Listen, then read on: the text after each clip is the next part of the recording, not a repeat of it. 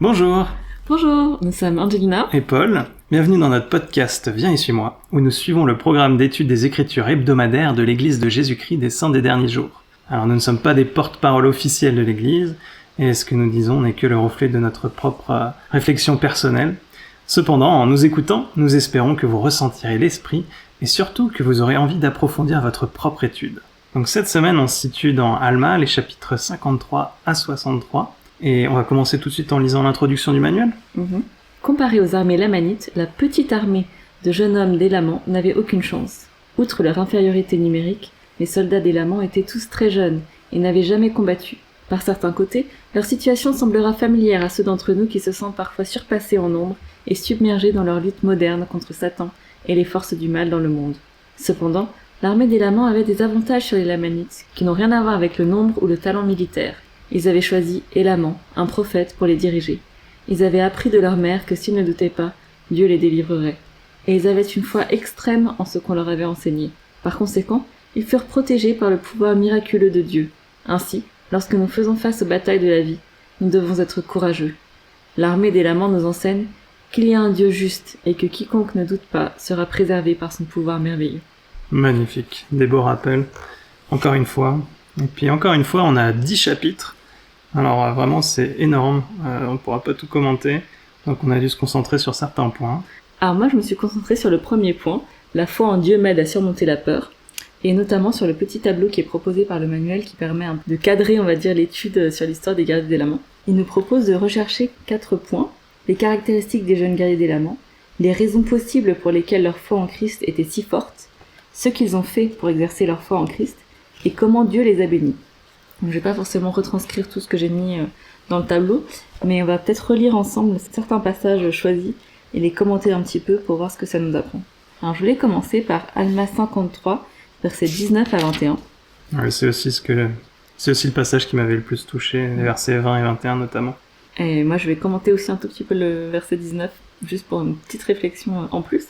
Et maintenant, voici, de même qu'il n'avait jamais été un désavantage pour les Néphites jusqu'à présent, de même, ils devenaient maintenant, en cette période particulière, un grand soutien aussi, car ils prirent leurs armes de guerre et ils voulurent qu'Élaman fût leur chef. Et verset 20, et c'étaient tous de jeunes hommes, et ils étaient extrêmement vaillants dans leur courage, et aussi dans leur force et leur activité. Mais voici, ce n'était pas tout. C'étaient des hommes qui étaient fidèles en tout temps dans tout ce qui leur était confié. Oui, c'étaient des hommes pleins de vérité et de sérieux, car on leur avait enseigné à garder les commandements de Dieu et à marcher en droiture devant lui. C'est vrai que ça aussi, c'est une belle description. Juste le petit point, on va dire, en plus que je voulais commenter par rapport au verset 19. J'aime bien cette tournure que prend Mormon, là, qui est en train de résumer un peu l'histoire. Car ça nous montre que, finalement, le peuple de Néphi, ils ont rendu un service, entre guillemets, en leur disant, non, ne rompez pas votre alliance, tant pis si vous ne fournissez aucun soldat de notre armée, on vous protégera quand même. Donc voilà, ils ont rendu, entre guillemets, service sans rien attendre en retour.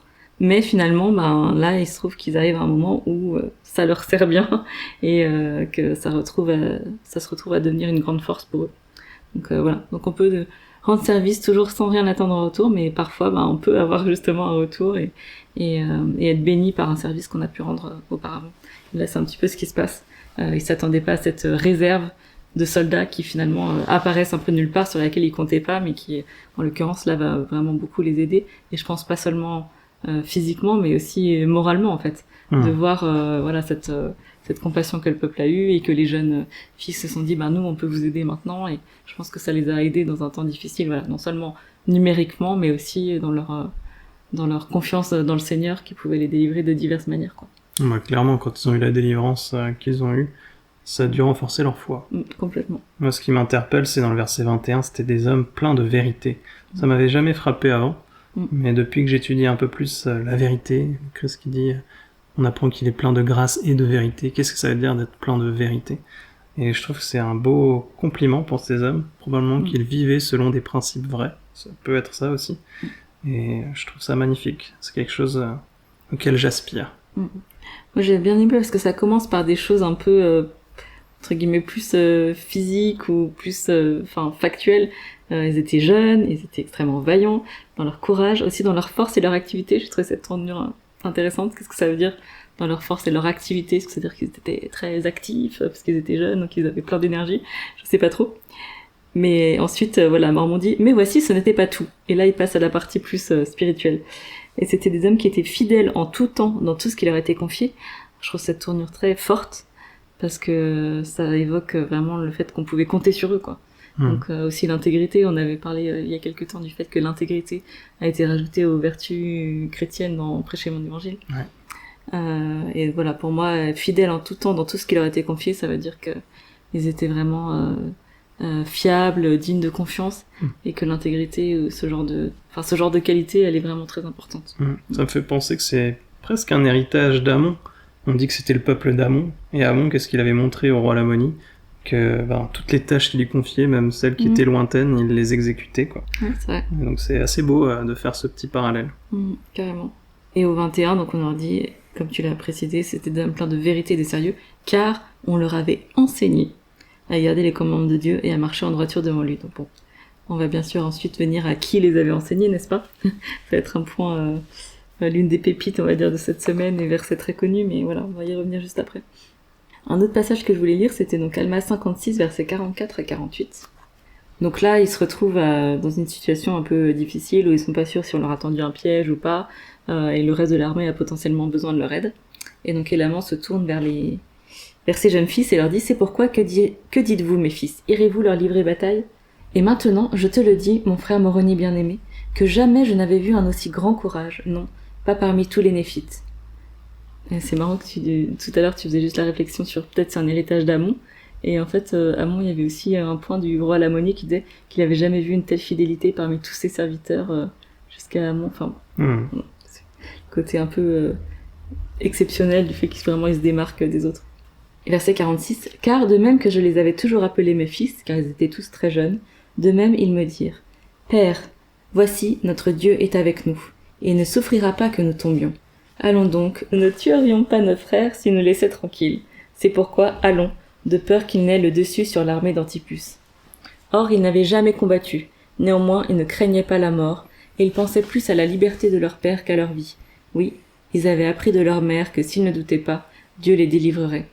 Et ils me répétèrent les paroles de leur mère, disant, nous ne doutons pas que nos mères le savaient.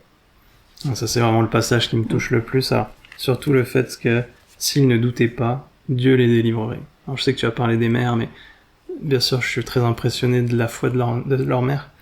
Mais juste cette idée de ne pas douter. Quelle puissance mentale il faut pour ne pas douter. Alors, je me faisais la réflexion, c'est très facile de pas douter que quelque chose de mal va nous arriver. Mais dès qu'on essaye de ne pas douter qu'une bonne chose peut nous arriver, qu'on entre dans la foi, ça devient très difficile de n'avoir aucun doute finalement. Et ces jeunes hommes-là, ils avaient aucun doute. C'est impressionnant. L'un des points sur lesquels le manuel nous pousse à réfléchir, c'est ce qu'ils ont fait pour exercer leur foi en Christ. Et là, ce que je me suis dit, c'est que pour exercer leur foi en Christ, ils n'auraient pas eu peur de la difficulté. Ouais, ils ont vraiment mis leur foi en action, en fait. Ils se sont pas contentés déjà d'être passifs, ils ont proposé leur aide parce qu'ils étaient en capacité de le faire, parce que eux n'avaient pas fait l'alliance. Et ensuite, là, au moment où ils ont l'occasion d'aller se battre, alors ils sont pas 100% sûrs qu'ils aient besoin de le faire à ce moment-là, et ben ils se proposent quand même de le faire, et ils y vont, quoi. Donc ils vont à l'avant même de la difficulté. Et ça me fait penser qu'on dit que le courage, c'est pas l'absence de peur, mais c'est d'agir malgré la peur. Et en fait, c'est un peu ce qu'ils font. Ils ont été bien préparés spirituellement, et là la difficulté est devant eux, et ils vont l'affronter. Ils n'ont pas peur d'aller combattre, alors même qu'ils n'ont jamais combattu et qu'ils sont très jeunes et qu'ils savent pas forcément dans quoi ils vont s'embarquer, on va dire, mais ils le font quand même. Donc la manière dont ils exercent leur foi en Christ, pour moi, c'est le fait qu'ils n'aient pas peur d'aller au-devant de la difficulté et de l'épreuve. C'est magnifique, merci. Et enfin, versets 55 et 56. Et ensuite on reviendra aux mères, mais donc voilà, juste histoire de quand même lire ces deux versets qui sont très beaux aussi et qui parlent de leur délivrance. Et maintenant, il arriva que lorsqu'il se fut rendu à nous, voici je comptais ces jeunes hommes qui avaient combattu avec moi, craignant que beaucoup d'entre eux n'eussent été tués. Mais voici, à ma grande joie, pas une seule âme d'entre eux n'était tombée. Oui, et ils avaient combattu comme avec la force de Dieu. Oui, jamais on n'avait vu des hommes combattre avec une force aussi miraculeuse. Ils étaient tombés sur les Lamanites avec une puissance tellement grande qu'ils les avait terrifiés. C'est à cause de cela que les Lamanites se livrèrent comme prisonniers de guerre.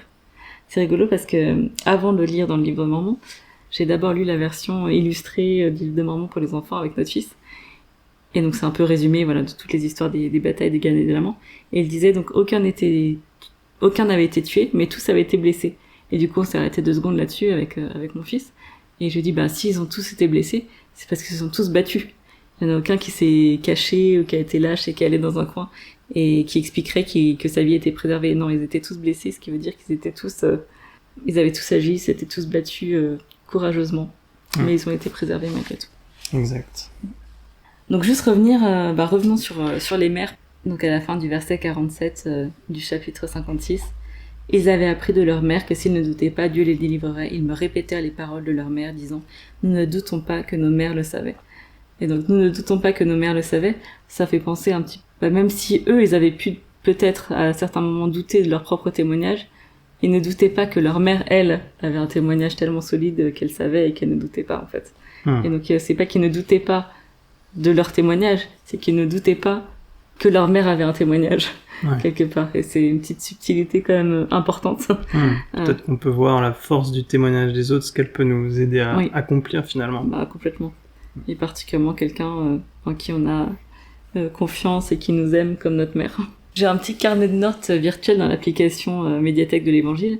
Donc j'ai plein de citations géniales sur les mères, voilà, que je relis de temps en temps. Mais du coup, je voulais en partager juste quelques-unes avec vous avant de laisser la place à Paul sur l'autre point.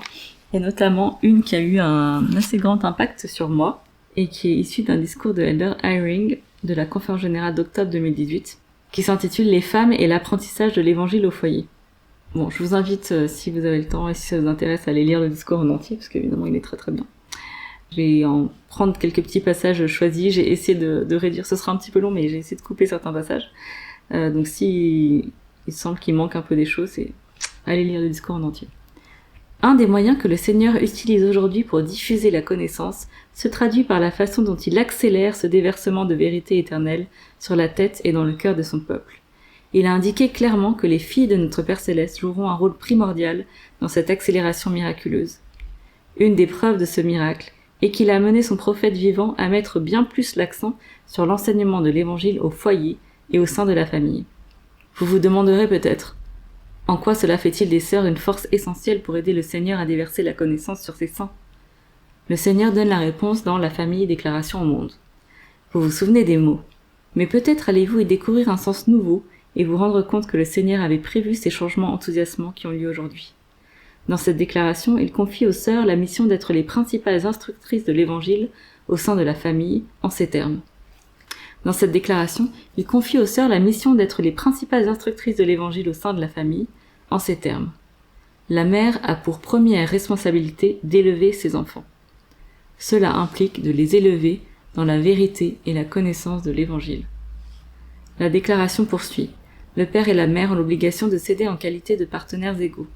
Pourquoi alors une fille de Dieu, qui se trouve dans une relation basée sur l'unité et l'équité, reçoit-elle la responsabilité première de procurer le nutriment le plus important pour chacun, la connaissance de la vérité provenant des cieux?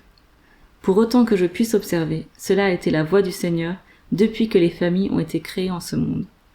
Par exemple, c'est Ève qui a su qu'Adam devait prendre du fruit de l'arbre de la connaissance afin qu'ils obéissent à tous les commandements de Dieu et fondent une famille. Un autre exemple où le Seigneur a utilisé le don de nourrir que possèdent les femmes est la façon dont il a fortifié les fils d'Élamon. Et plus tard il nous dit, bien que je ne connaisse pas toutes les raisons pour lesquelles le Seigneur a donné aux sœurs fidèles la responsabilité première d'élever les enfants, je pense que cela a un rapport avec votre capacité d'aimer. Il faut un grand amour pour ressentir les besoins d'une autre personne plus que les vôtres. C'est l'amour pur du Christ à l'égard de la personne dont vous prenez soin. Ce sentiment charitable provient de la personne choisie pour nourrir et qui s'est qualifiée pour bénéficier des effets de l'expiation de Jésus-Christ. La devise de la Société de secours, la charité ne périt jamais, dont ma mère était l'exemple, me semble inspirée. En tant que fille de Dieu, vous avez la capacité innée et remarquable de ressentir les besoins d'autrui et d'aimer. Par conséquent, cela vous rend plus sensible au murmure de l'esprit. Il vous guidera alors dans ce que vous pensez, ce que vous dites et ce que vous faites pour nourrir les gens, de sorte que le Seigneur puisse déverser sur eux la connaissance, la vérité et le courage. Et donc j'avais effectivement, moi, comme le dit Elder Eyring, découvert un sens nouveau à ce qu'a dit le Seigneur dans la déclaration au monde pour la famille. La mère a pour première responsabilité d'élever ses enfants. Souvent on le tue de la phrase et le père de pouvoir aux besoins de la famille. Donc on imagine la mère entre guillemets en priorité si possible plutôt au foyer et le père plutôt au travail. Mais je n'avais pas du tout pensé à ce mot élever les enfants dans le sens de les élever dans la vérité et la connaissance de l'évangile. Et finalement ce qu'il dit ici Elder Eyring, c'est que la responsabilité de l'éducation spirituelle des enfants revient premièrement à la mère. Et c'est quelque chose personnellement que je n'avais pas forcément en tête avant d'avoir entendu ce discours. Notamment, je sais que lorsque j'étais enfant, même au foyer, en tout cas ma mère me donnait l'impression que c'était mon père qui présidait le foyer et qui avait la responsabilité de faire qu'on fasse bien la soirée familiale, etc. Et depuis que j'ai lu ce discours d'Elder Eyring, je me dis non, c'est ma responsabilité. Ah. Oui, attention, qu'on ne comprenne pas ce que tu dis, parce que il est vrai qu'il nous est demandé aux frères de la prêtrise de présider. Mais et les prophètes disent que oui, ça veut dire aussi prendre la responsabilité de la prière en famille, de l'étude des Écritures en famille, que les soirées familiales se passent. Donc je pense qu'il y a quand même une certaine direction qui est censée reposer sur les épaules du père et du détenteur de la prêtrise. Mais ouais, c'est super intéressant ce point, je trouve, de nourrir, d'élever, mais dans la connaissance de la vérité. Dans la vérité et la connaissance de l'évangile. Maintenant, pendant que je t'écoutais, je me disais que c'est merveilleux, mais attention les frères, pour moi, je trouve que c'est aussi ma responsabilité. Oui, non, mais c'est pour ça que j'ai dit que là, j'ai fait des grosses coupes dans le discours, parce que j'aurais pu tout lire. Non, mais je veux juste dire que s'il y a des frères qui nous écoutent, qu'ils n'aillent pas dire à leur femme, en fait, c'est ton rôle. Hein. Oui, non, je pense que clairement, c'est pas ce que veut dire Elder Eyring. Pas du tout, non, voilà. sûr. Mais il dit que, je pense que c'est aussi peut-être, là, tu parles de présider, donc c'est dans des actions un peu, dans certaines choses, certains rituels, entre guillemets, codés, mais comme la soirée familiale, comme la prière en famille, comme la lecture des Écritures.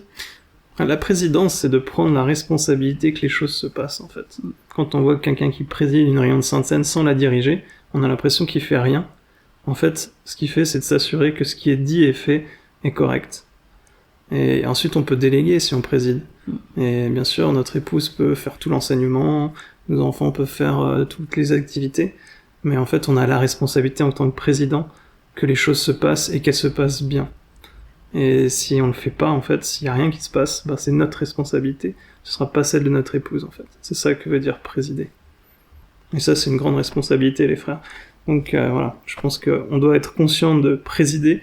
On doit aussi être conscient qu'il faut aussi que nous élevions nos enfants. Moi, je saisis beaucoup d'occasions dès que je peux de leur parler de l'évangile. Et c'est vraiment les meilleurs moments de ma journée, quoi. Enfin, avec eux, avec mes enfants, j'ai vraiment besoin de ça pour me sentir en paix, finalement. Voilà. Donc je trouve que c'est une grande responsabilité. Ouais. En tout cas, ce que tu as dit est vraiment un point très important. D'ailleurs, c'est Elder Eyring qui l'enseigne, hein. C'est pas juste toi qui l'appuie. Non, peut-être que là, ce qu'il dit, c'est que les femmes ont plus de capacité peut-être à être sensibles aux besoins particuliers aussi, peut-être de chaque enfant, et exact. de s'adapter. Il dit, vous avez la capacité innée et remarquable de ressentir les besoins d'autrui et d'aimer. Par conséquent, cela vous rend plus sensible au murmure de l'esprit pour nous guider dans ce que vous pensez, ce que vous dites et ce que vous faites pour nourrir les gens, de sorte que le Seigneur puisse déverser sur eux la connaissance, la vérité et le courage. Et donc pour moi, ça m'a rendu vraiment peut-être encore davantage consciente de ma responsabilité, non seulement, peut-être qu'en tant que femme aussi, on pourrait avoir tendance à se dire, moi j'ai des responsabilités très... toute la charge mentale, etc., de tout ce qu'il y a, de tout ce qui est vraiment logistique et temporel dans le foyer, de s'assurer que mes enfants ils soient propres, bien habillés, qu'ils aient habillé à leur taille, qu'ils fassent leurs devoirs, qu'ils aillent à l'école, de faire à manger, de faire la lessive, etc. Et de se dire, la partie spirituelle, c'est mon mari qui a la prêtrise qui est censé s'en occuper, quoi. Je vois. Et alors que là, justement, c'est pas du tout ça. Et que non, on a aussi une grosse part de responsabilité dans la partie spirituelle. Ouais, on le voit bien avec les guerriers des laments. Voilà. Bon, je vais peut-être pas vous donner une autre citation, mais juste une petite anecdote sur un autre discours sur les mères qui m'a particulièrement marqué. C'est un discours de Elder Holland qui s'intitulait « Voilà ta mère ». ça vous intéresse, pareil, je vous encourage à le relire parce que à la manière de Elder Holland, il est très fort et très poignant. Et juste pour vous dire, ce discours, il l'a donné à la Convention générale d'octobre 2015. Et si vous voulez compter, ma fille est née en juillet 2016. Voilà. Ah oui, voilà. Pour vous dire à quel point ce discours m'a influencé. Et voilà, c'est ça qui m'a décidé à mettre en route mon premier enfant. Voilà. Merci frère Roland. Eh bien, peut-être maintenant tu peux nous parler de l'autre point du manuel qu'on avait choisi d'appuyer. Le deuxième point du manuel, qui s'intitule « Les disciples de Jésus-Christ ne se laissent pas facilement offenser », en fait tu l'as pas mal introduit parce que tu as parlé de l'intégrité, tu as parlé de la foi, tu as parlé de la charité aussi avec ce discours de frère Eyring. Et en fait on se rend compte que dans ce point, il parle beaucoup des attributs chrétiens ou des vertus chrétiennes comme il est dit dans Prêcher mon évangile, le manuel des missionnaires et des membres. Et donc quand on lit ce titre, qu'on se laisse pas facilement offenser, peut-être que vous aussi vous avez tout de suite pensé au discours de frère Bednar, rien ne les offensera. On en a déjà parlé dans un autre podcast, donc je vais pas utiliser ce discours. Mais ici, il utilise un autre discours de frère Bednar, doux et humble de cœur. Mais d'abord, lisons un petit peu ce qui est dit. Élamant et Pahoran, donc c'est après les guerriers d'Élamant, il y a cet épisode. Élamant et Pahoran avaient de bonnes raisons d'être offensés. Élamant ne recevait pas suffisamment de soutien pour ses armées, et Pahoran était accusé à tort par Moroni de refuser ce soutien. Qu'est-ce qui vous impressionne dans leur réaction rapportée dans Alma 58 et 61 ? À votre avis, pourquoi ont-ils réagi de cette façon ? Donc je voulais juste lire quelques passages proposés. Dans Alma 58 notamment, on voit que voilà, ils ont attendu pendant plusieurs mois jusqu'à ce qu'ils étaient prêts à périr par manque de nourriture. Donc là, c'est les armées d'Élamant. Et ils ne savaient pas pourquoi, ils n'avaient pas de soutien. Au verset 9 du chapitre 58, « Or, la cause de cet embarras qui a été le nôtre, ou la raison pour laquelle on ne nous envoyait pas davantage de force, nous ne la connaissons pas. C'est pourquoi nous étions peinés et aussi remplis de crainte que d'une façon ou d'une autre, les jugements de Dieu ne tombent sur notre pays pour nous renverser et nous détruire totalement. » C'est pas la première réaction qu'on aurait dans ce cas-là. On aurait peut-être eu plus de la colère, des ressentiments. Mais là, non, ils étaient peinés. Et c'est pourquoi nous déversâmes notre âme en prière à Dieu, pour qu'il nous fortifiât et nous délivrât des mains de nos ennemis. Oui, et nous donna aussi de la force afin de pouvoir conserver nos villes et nos terres et nos possessions. Au verset suivant, il arriva que le Seigneur notre Dieu nous donna l'assurance qu'il nous délivrerait, oui, au point qu'il apaisa notre âme et nous accorda une grande foi et nous fit espérer obtenir notre délivrance en lui. Magnifique passage. Donc qu'est-ce qui m'impressionne ? C'est vraiment la réaction qu'ils ont eue, la réaction pleine de foi, la réaction où ils ne sont pas entrés dans la colère non plus. Donc on voit magnifique. Le deuxième passage qui est à l'étude, qui est proposé, c'est justement celui de Pahoran et de Moroni qui échangent des messages un peu houleux. Enfin Moroni, donc là je vais lire les paroles de frère Bednar justement dans ce discours doux et humble de cœur en avril 2018. Il a dit « Moroni, dont l'armée souffrait du mauvais soutien du gouvernement, a écrit à Pahoran sous forme de condamnation et l'a accusé, lui et les autres dirigeants, de manque d'égard, de paresse, de négligence et même de trahison. » Donc effectivement, c'était assez salé. Pahoran aurait facilement pu en vouloir à Moroni, dit frère Bednar, pour ses accusations erronées, mais il ne l'a pas fait. Il a réagi avec compassion et a décrit une révolte contre le gouvernement dont Moroni n'avait pas connaissance. Voilà ce qu'il répond. « Voici, je te dis, Moroni, que je ne me réjouis pas de tes grandes afflictions, oui, cela me peine l'âme.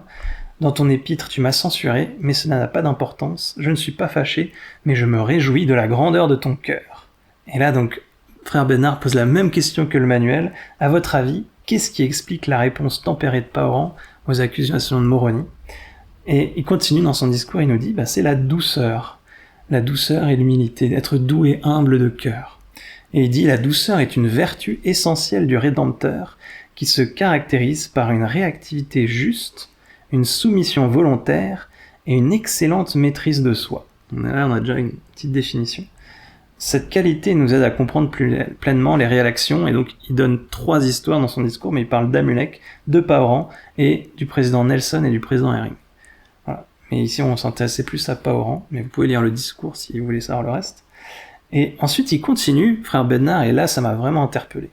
Il dit que Mormon dit que dit de la douceur qu'elle est le fondement de toutes les aptitudes et tous les dons spirituels. Je me suis dit, ah ouais, quand même, c'est fort, voyons pourquoi. Okay. Et il lit cette écriture qui est bien connue dans Moroni 7. Alors nous, on connaît bien le verset 45 qui parle de la charité, mais là il lit les versets 42 à 44. Et il dit « C'est pourquoi si un homme a la foi, il doit nécessairement avoir l'espérance, car sans la foi il ne peut y avoir d'espérance. » On connaît ce lien assez bien. Et en outre, voici, je vous dis qu'il ne peut avoir la foi et l'espérance si il n'est doux et humble de cœur. Ah. Et il continue « Sinon, sa foi et son espérance sont vaines, car nul n'est acceptable devant Dieu si ce n'est ceux qui sont doux et humbles de cœur. » Waouh. Ok. Donc c'est la base en fait. Et grâce à ça, on peut développer la foi et l'espérance. Et en fait, c'est logique, puisque comment peut-on développer notre foi si on n'est pas doux et humble de cœur? En d'autres termes, si on est orgueilleux et dur de cœur. Oui. Dans ce sens-là, on le comprend un peu mieux. Oui. Donc on voit que c'est la base. Et donc ensuite c'est assez intéressant quand même de savoir que non seulement c'est le fondement de toutes les aptitudes et tous les dons spirituels, mais c'est aussi ce qui nous rend acceptables devant Dieu. Maintenant, la douceur n'est pas la seule vertu nécessaire. Et ça, c'est une autre étude que j'avais faite il y a quelques mois, et je l'ai associée ici parce que je voulais parler plus pleinement des vertus chrétiennes. Parce que j'ai remarqué que Moroni, justement, il nous en parle plus. Dans Moroni 7, au verset 38, il dit « Nul ne peut être sauvé, selon les paroles du Christ, s'il n'a la foi en son nom. » Alors ça, on le sait à peu près, mais quand même, c'est des paroles fortes. Sans foi, on ne peut pas être sauvé. Sans être doux et humble, on n'est pas acceptable devant Dieu.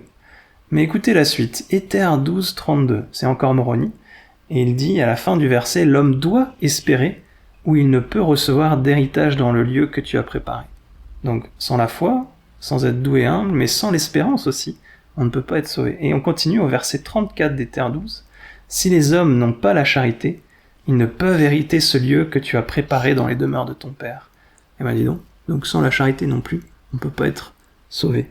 Il continue dans Moroni 10, sa conclusion, donc là vous voyez c'était Éther 12, Moroni 7, maintenant Moroni 10 au verset 21, « Et si vous n'avez pas la charité, vous ne pouvez en aucune façon être sauvés dans le royaume de Dieu, et vous ne pouvez pas non plus être sauvés dans le royaume de Dieu si vous n'avez pas la foi, et vous ne le pouvez pas non plus si vous n'avez pas l'espérance. » Ouais, on peut pas faire plus clair.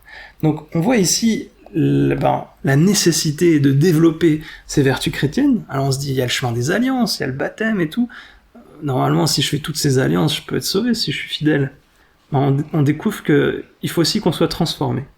Que ce qu'on fait est aussi important que ce qu'on devient.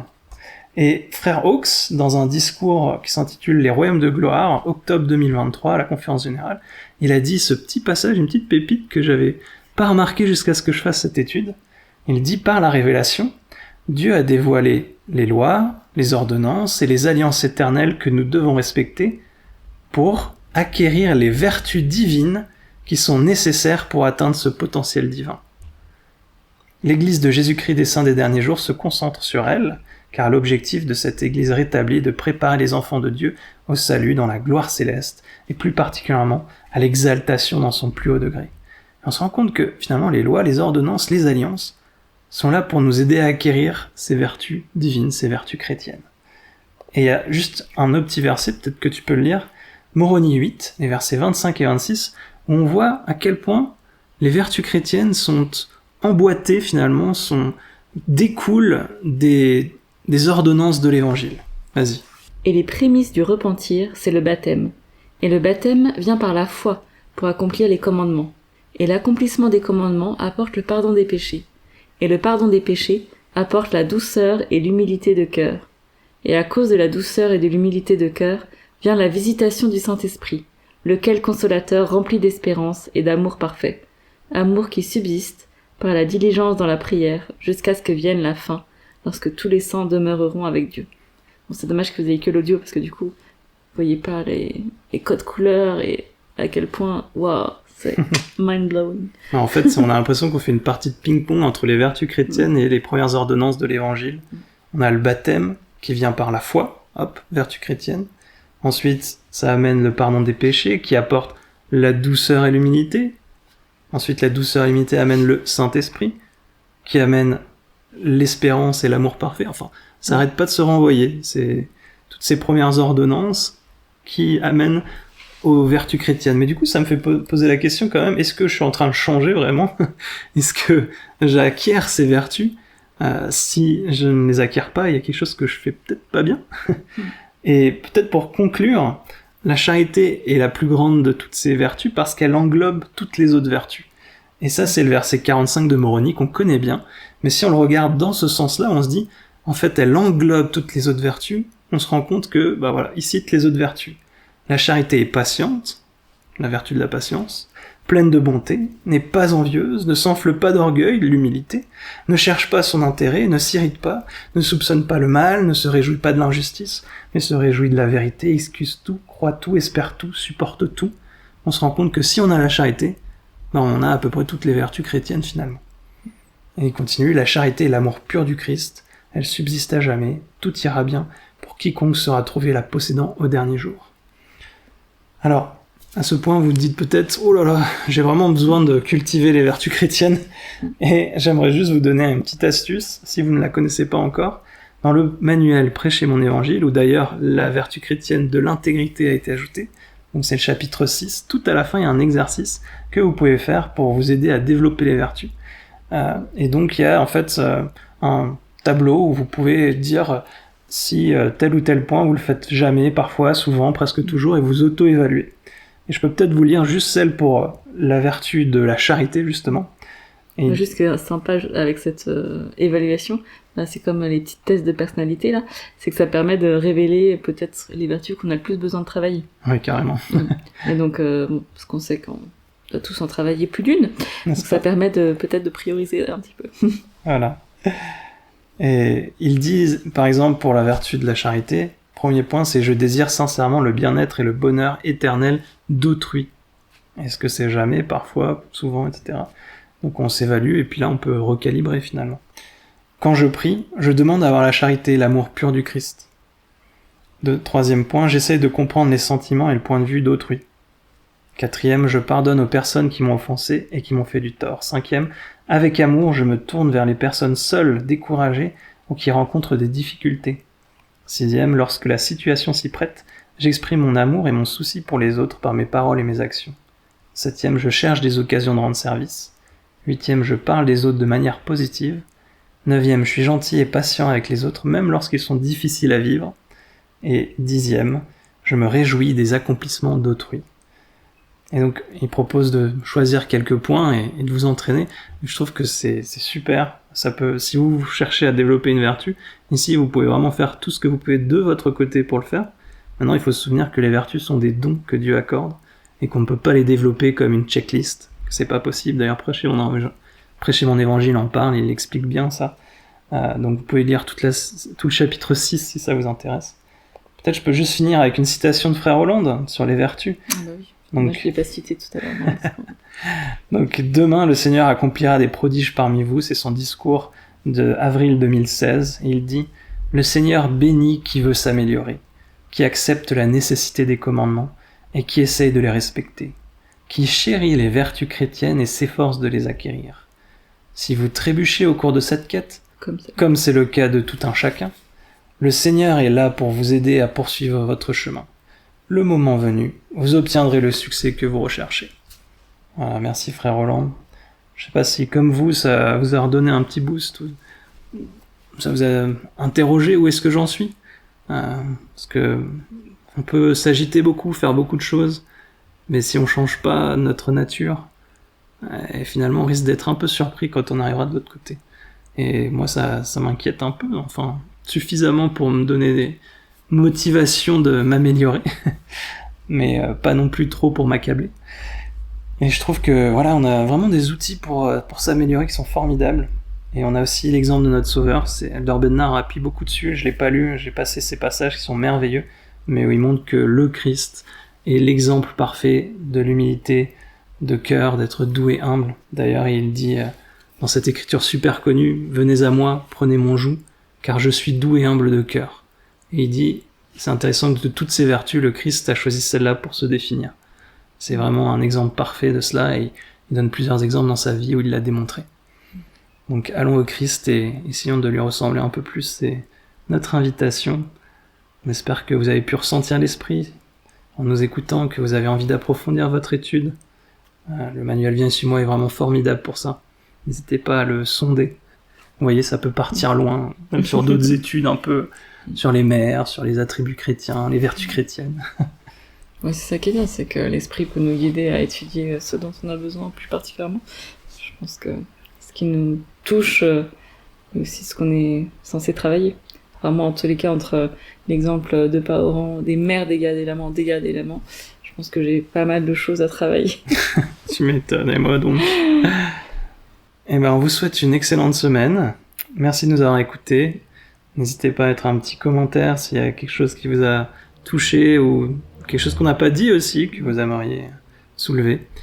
Et puis, on vous dit à la semaine prochaine. Au revoir.